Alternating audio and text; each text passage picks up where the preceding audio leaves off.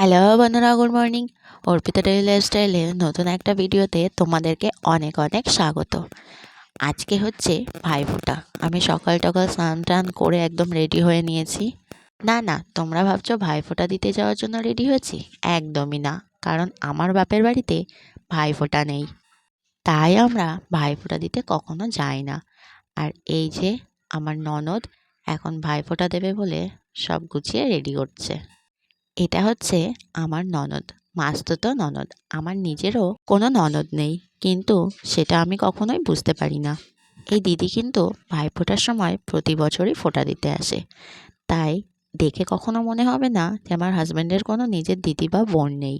আমার বিয়ের পরে এই দিদি এবার প্রথম এসে ফোঁটা দিতে। গত বছর আমার হাজব্যান্ড একটু অসুস্থ থাকায় তখন দেখতে এসেছিল, সেই জন্য দিদি আর ভাইফোঁটাতে আসতে পারেনি। আর তার আগে বেশ কয়েক বছর করোনা টরোনা গেছে, সে কারণেও আসতে পারিনি। শুধু যে ভাইফোঁটার সময় ভাইফোঁটা দিতে আসে তাই নয়, সব সময় নিজের ননদের মতনই খোঁজ খবর রাখে। আমার তোড়সা যেহেতু এবছর প্রথম ভাইফোঁটা দেখছে, তাই আমার হাজব্যান্ড তোড়সাকে তাড়াতাড়ি করে ঘুম থেকে তুলে এনে বসিয়ে দিয়েছে দেখার জন্য। ও যেহেতু ভাইফোঁটাটা আগে কখনো দেখেনি, তাই বেশ অবাকই হচ্ছে। আর একটা মজার ব্যাপার হচ্ছে, আজকে ভাই মানে আমার দেওরের জন্মদিন। এবছর ওদের দুজনকে দিদি ভাইফোঁটা দিতে পারবে না, কারণ আজকে রবিবার আমার হাজব্যান্ডের জন্মবার, সে কারণে ওকে দেবে না। আর ভাইয়ের জন্মদিন, তাই ভাইকেও দেবে না। ফোঁটা দেবে না তাতে কি হয়েছে, সবার সাথে বসে মিষ্টি খেতে তো আর কোনো দোষ নেই। ওদিকে কিন্তু আমার তোড়সা এক নজরে তাকিয়ে দেখছে যে এটা কি হচ্ছে। এখনো পর্যন্ত ও বুঝেই উঠতে পারেনি।